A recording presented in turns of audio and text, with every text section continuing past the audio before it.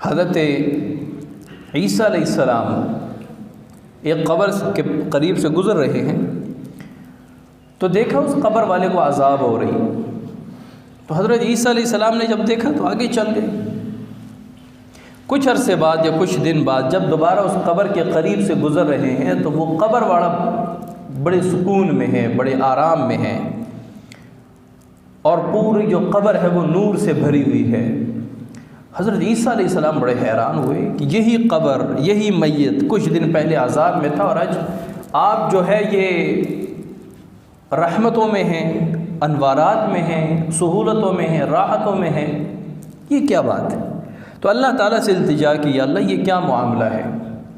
اللہ تعالیٰ نے فرمایا کہ یہ شخص بڑا گنہگار تھا، اور جب یہ فوت ہوا تو اس کا ایک چھوٹا بچہ تھا.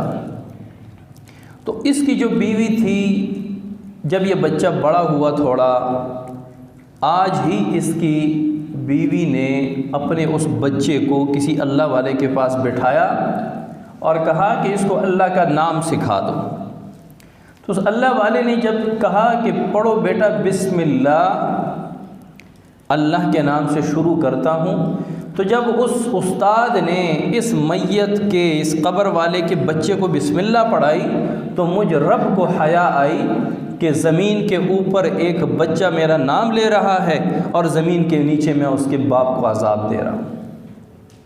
ایک بسم اللہ کی برکت سے، اور وہ بھی بچے کی زبان سے، اور بڑا گنہگار اس کا باپ، صرف بسم اللہ کی برکت سے وہ خود بھی نہیں پڑھتا، اس کا بچہ پڑھتا ہے، اس کے باپ سے عذاب اللہ تعالیٰ ہٹا دیتا ہے.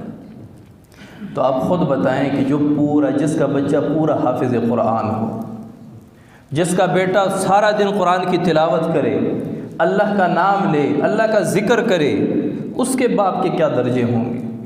ہر قسم کے شرعی، روحانی اور جسمانی مسائل اور وظائف کے لیے دارالعمل یوٹیوب چینل سبسکرائب کیجیے اور بیل آئیکن بھی پریس کریں تاکہ ہر ویڈیو آپ تک بآسانی پہنچ سکے.